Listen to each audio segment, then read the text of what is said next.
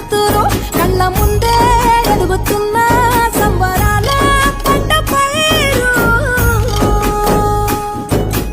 వంద గడపల మందన పల్లె గోడ గట్టని గూడు నా పల్లె చెరువుల తుల్లటి జల్ల షాపోలే